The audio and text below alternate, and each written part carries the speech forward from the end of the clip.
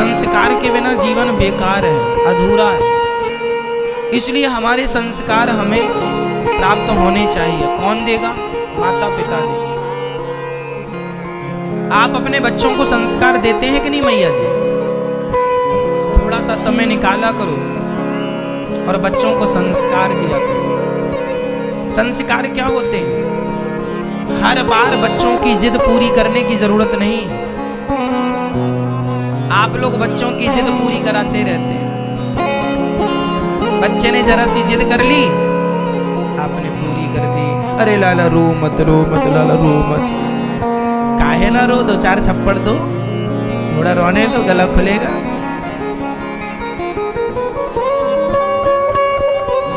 जिद पूरी करना जरूरी नहीं। अब जैसे छोटे छोटे बच्चे माँ बाप से मोबाइल की डिमांड करते हैं और मम्मी ने तुरंत खोल कर दे दिया। आज आपने ये जिद पूरी की, कल कुछ और जिद पूरी करोगे।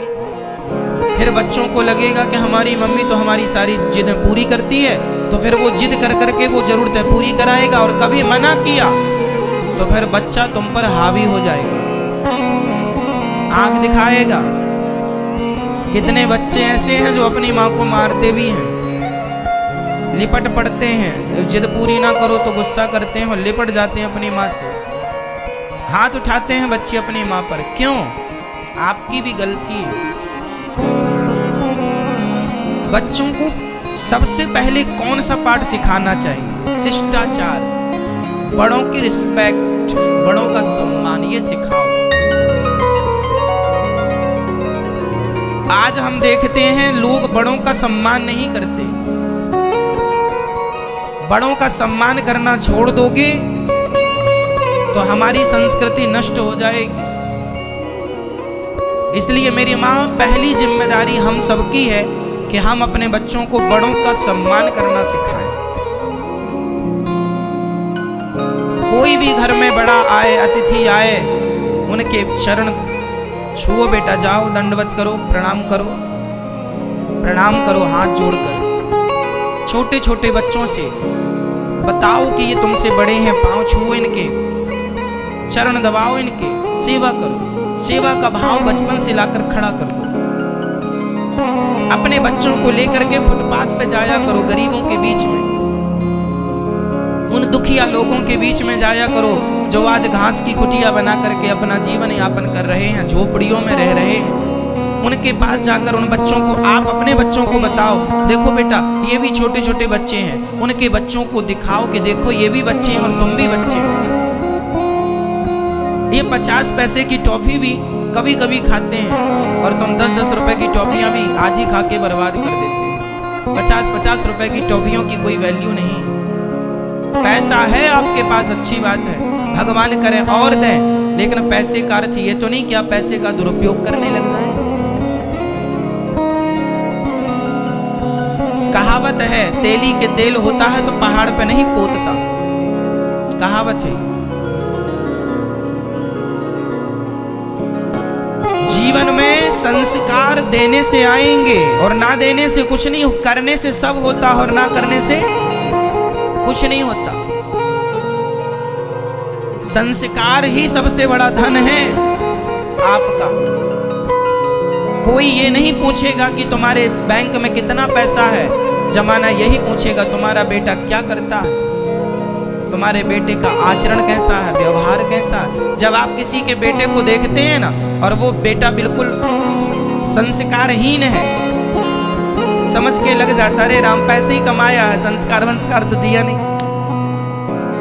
पैसे कमाना बुरा नहीं है, पर पैसे की दौड़ में कहीं इतना आगे ना निकल जाना कि जो संस्कार देने थे वही रह जाएं। ठीक है। आज हम बच्चों को देखते हैं, बड़े बड़े बच्चे पढ़े लिखे समझदार, ये अपने से बड़ों का सम्मान नहीं करते। एक जमाना वो था कि बाप आता था तो बेटा खड़ा हो जाता था, पिताजी आए बैठे। आजकल तो बेटा बैठा रहता, बाप आए तो बैठे, कोई रिस्पॉन्स ही नहीं है।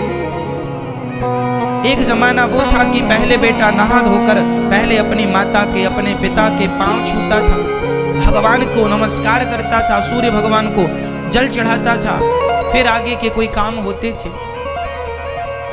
आजकल तो पापा पिताजी काम पे निकल जाते हैं, तब बेटा जागता है। कौन देगा संस्कार? पाकिस्तान से लोग आएंगे संस्कार देने आपके बच्चों को? बोलो क्यों? मुसलमान का बच्चा टोपी लगा के नमाज पढ़ने जाता है,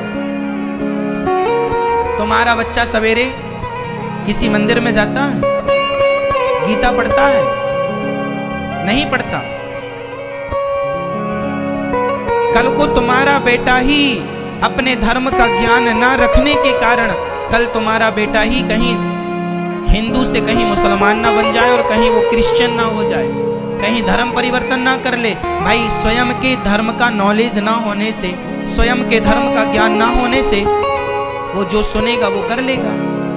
इसलिए उसके धर्म का नॉलेज, आपका धर्म आपकी जिम्मेदारी है कि आप अपने बच्चों को अपने धर्म की बातें बताएं। बेटा ये हमारे राम है, ये हमारे कृष्ण है, राम जी क्यों महान है बताओ अपने बच्चों को। राम जी ने कौन से काम किए जिससे वो महान हो गए बताओ अपने बच्चों को।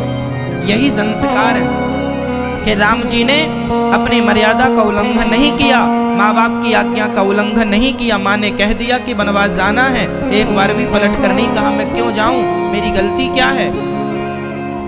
बोलो क्या राम जी नहीं कह सकते थे कि मुझे क्यों भेज रही हो माँ वनवास, मैं क्यों जाऊं? राम जी नहीं जाते तो क्या कह के जबरदस्ती भेज पाती? लेकिन नहीं, धन्य है वो राम जो माँ की आज्ञा का पालन करते थे, भले वो सौतेली माँ क्यों ना हो। ये संस्कार कहां से आएंगे? रामचरितमानस से। बताओ अपने बच्चों को कि भगवान राम के जीवन में एक दूसरी महिला आई थी, नाम था सूपनखा। उस महिला को देखकर राम जी ने, उसने कहा था कि तुम मेरे से विवाह कर लो, पर राम जी अपने धर्म से डिगे नहीं। ऐसा नहीं कि अपनी पत्नी को छोड़कर किसी नारी को देख ले, ये मर्यादा राम जी की है। ये चीजें अपने बच्चों को सिखाओ कि बेटा कितना भी धन कमा लेना, कितना भी वैभव पा लेना, पर अपने धर्म से ना हटना। धर्म से हट जाने पर हम धन का क्या करेंगे बताओ? बताइए हमारे जीवन में धन बड़ा है कि धर्म बड़ा है? जोर से क्या बड़ा है मेरी माँ, धन या धर्म? यदि आपके सामने दोनों रखे जाएं, एक तरफ एक स्त्री के सामने दूसरा पुरुष खड़ा किया जाए और एक तरफ एक पुरुष के सामने दूसरी महिला खड़ी की जाए और दूसरी तरफ आपके सामने धर्म रखा जाए, क्या पसंद करेंगे? धर्म को बचाना या ये भोगों का धन? आपके सामने पैसे के ढेर लगा दिए जाए सोना चांदी के और दूसरी तरफ आपका धर्म हो, क्या पसंद करेंगे? धन को या धर्म को? अरे धन तो वैश्या भी कमा लेती है अपना धर्म बेचकर, धर्म बेचने से भी पैसा मिल जाता है। क्यों जी? धर्म आप अपना बेच दीजिए, उससे भी आप पैसे कमा लेंगे। क्या वैश्या अपना धर्म बेच करके पैसे नहीं कमा रही है? तो पैसे तो वो भी कमा रहे हैं जो अपना धर्म बेच रहे हैं। तो पैसे के लिए मेरे भाइयों, मेरे भारतवासियों, पैसे के लिए, धन के लिए अपना धर्म ना गवा देना। धर्म तो इस धरती में इतना किसी के पास पैसा नहीं है कि उस पैसों से आपके धर्म को खरीदा जा सके। धर्म बिकाऊ नहीं है, जबकि धन बिकाऊ होता है। क्यों? धर्म बेच के धन खरीद लीजिए, ले लीजिए। आजकल तो धन से भी धन मिलता है, हाँ या ना? पैसों से पैसा मिल जाता है। भाई बाजार में आप देखते हैं ना, 10 रुपए देंगे तो 10 रुपए में वो 8 रुपए के आपको सिक्के पकड़ा देंगे, चिल्लर फुटकर। तो पैसों से पैसे भी खरीदे जा रहे हैं। इसलिए धन आज है कल नहीं रहेगा, पर धर्म तो यहाँ भी आपके संग है। यहाँ से मरने के बाद आपका धन आपका साथ नहीं देगा, धन तो धरती तक साथ देता है, लेकिन धर्म तो यहाँ से लेकर परमात्मा तक आपका साथ धर्म ही देगा। धर्मानुगो गच्छति जीव एकः। इसलिए अब मर्जी आपकी कि धन बचाना है या धर्म बचाना है। इसलिए मेरे भाइयों, धर्म बचाइए। धर्मो रक्षति रक्षिता। जो धर्म की रक्षा करता है, धर्म उसकी रक्षा करता है। जाने न देना, धर्म जाने न देना, धर्म करना लोभ मत धन धाम का। और धर्म ही जाता रहा तो धन रहा किस काम का। धर्म चला गया तो धन बचा के क्या करोगे।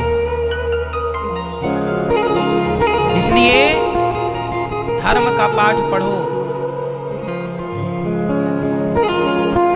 ईसाई संडे के संडे कितना भी व्यस्त हो ईसाई, पर वो चर्च जरूर जाता है हर संडे को। मुसलमान भाई नमाज पढ़ने जरूर जाते हैं, पर हिंदुओं को फुर्सत नहीं, अपने धर्म को जानने की जिज्ञासा नहीं है, अपने धर्म को समझने का कोई भाव नहीं है। इसलिए सनातन धर्म का प्रचार नहीं हो रहा है। क्यों? क्योंकि आप करना ही नहीं चाहते प्रचार। आप अपने बच्चों को तो पढ़ाइए पहले धर्म की बातें, यही तो प्रचार है। आजकल के बच्चे ये तक नहीं जानते कि राम जी कौन थे, कृष्ण जी कौन थे, गीता क्या है, क्योंकि आपने कभी बताया नहीं बच्चों को। आपको तो बस इंग्लिश पढ़ानी है। Johnny Johnny yes papa poem सुना दो बेटा। कोई आया तो, कोई भी बच्चा आया, बच्चे चालू हो जाते जॉनी जॉनी यस पापा पापा पापा पापा फलाना फलाना फलाना, A for apple B for ball, ये सुना। अरे भाई, बच्चों को गीता के श्लोक याद कराओ। कोई मेहमान आए तो आपके बच्चे गीता के श्लोक सुनाएं। सर्वधर्मान परित्यज्य मामेकम शरणं व्रज, मंगल भवन अमंगल हारी। रामचरितमानस की चौपाई, ये तुम्हारी संस्कृति तुम नहीं पढ़ाओगे तो अमेरिका, वहां से फिर पाकिस्तान से बुलाओगे उनको, वो पढ़ाएंगे तुम्हारे बच्चों को, वो संस्कार देंगे तुम्हारे बच्चों को।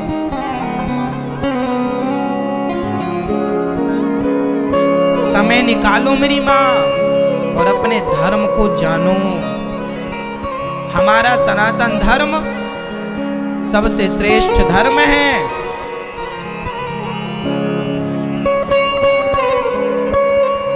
अभी सारी दुनिया लौट रही है सनातन की तरफ। जान लो अपने धर्म के बारे में, इतना श्रेष्ठ है कि आज लाखों क्रिश्चियन लोग हिंदू धर्म अपना रहे हैं। यहाँ वृंदावन में ही देख लो ना, गोरे गोरे लोग। आप में से कितने लोगों ने वृंदावन में अंग्रेजों को देखा है माला जपते हुए, परिक्रमा लगाते हुए, तुलसी की माला पहने? ये कौन लोग? ये क्रिश्चियन लोग हैं। ये इंग्लैंड, अमेरिका, ना जाने किस किस देश से यहाँ आते हैं और भगवान का चिंतन कर रहे हैं। ये वहाँ के लोग, और ये भारत के लोग ये समझ नहीं रहे हैं। वो विदेशी महिलाएं इतनी बढ़िया साड़ी पहनने लगी हैं, और ये हमारे भारत की माताएं अभी फटे कपड़े पहने घूम रही हैं। वो तुम्हारी संस्कृति फॉलो कर रहे हैं, वो तुम्हारी नकल कर रहे हैं, और तुम उनकी नकल करने में लगे हो जो कि ऑलरेडी तुम्हारी नकल करना चाह रहे हैं। हाँ या ना? आप अपनी आंखों से यहाँ अंग्रेजों को देख लेना, माला जपते हैं, तुलसी की माला धारण करते हैं। अभी कोई मुसलमान भाई बड़े पद पर थे और उन्होंने अपना मुसलमान धर्म छोड़ के हिंदू धर्म अपना लिया। मिस्टर त्यागी उनका नाम है वर्तमान में। क्या?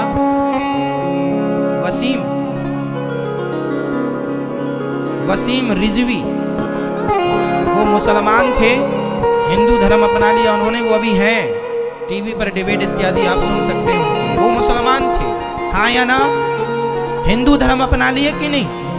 अरे सारी दुनिया, जबकि वो बहुत बड़े पद पर थे, अपने मुसलमान पद पर थे, उन्हें हिंदू धर्म अपना लिया। सारी दुनिया घर वापसी कर रही है, तुम अपने धर्म को जान लो मेरी माँ। सब वापस लौट रहे हैं। आप नहीं सिखाएंगे अपने धर्म का, ज्ञान नहीं देंगे, पाठ नहीं पढ़ाएंगे तो कौन पढ़ाएगा? इसलिए बच्चों को गीता पढ़ाया करो। गीता इस धरती में, इस दुनिया में सबसे ज्यादा पढ़ी जाने वाली पुस्तक, पढ़ा जाने वाला ग्रंथ भगवद गीता। इस धरती में ऐसी कोई भाषा नहीं है जिस भाषा में गीता को ट्रांसफर ना किया गया हो, ट्रांसलेट ना किया गया हो। कोई भाषा ऐसी नहीं है जिस भाषा में गीता ना हो। इस धरती में सबसे ज्यादा पढ़ी जाने वाली पुस्तक है भगवद गीता। इंग्लैंड के लोग पढ़ रहे हैं, अमेरिका के लोग पढ़ रहे हैं, बस एक भारत के लोग हैं जो जॉनी जॉनी यस पापा याद कर रहे हैं। पता नहीं आपको कब अक्ल आएगी, कब अपनी संस्कृति को जानोगे, कब अपनी संस्कृति का सम्मान करोगे, कब आपके पॉकेट पर गीता होगी, कब आपकी जिह्वा पर गीता के श्लोक होंगे। कितना सुंदर मेरा भारत है। मेरे भारत जैसा कोई देश नहीं है। धन्य है मेरे भारत की संस्कृति को मैं नमस्कार करता हूँ। आज सारी दुनिया भारत की संस्कृति को सराहती है कि धन्य है वो भारत जहाँ की महिलाएं आज भी अपने शरीर को ढक करके रखती हैं, पर पुरुष के सामने सिर ढक लेती हैं। ऐसी महिलाएं केवल भारत में होती हैं। अपने पति के जाने के बाद वो अपने पति की विधवा रह के जिंदगी जी लेती है, पर पुरुष को नहीं देखती। ऐसी क्वालिटी की महिलाएं सिर्फ भारत में ही पाई जाती हैं। सारी दुनिया छान लो, ऐसी नारियां कहीं मिल जाएं किसी देश में तो बता देना, मैं आपकी वंदना कर लूंगा। मेरे भारत की महिला ऐसी पवित्र है, वो गंगा की तरह कि पति के मरने के बाद उसी की विधवा रह के जिंदगी गुजार देती है, पर स्वप्न में भी पर पुरुष का चिंतन नहीं करती। ये कल्चर केवल हमारा है। अमेरिका जापान में तो कपड़ों की तरह पुरुष बदले जाते हैं। हमारी संस्कृति इतनी श्रेष्ठ है। इसलिए मेरे देश की संस्कृति, भारतीय संस्कृति अपने बच्चों को पढ़ाया करो। मेरी माँ बताया करो, महान पुरुषों के चरित्र क्या है बताया करो।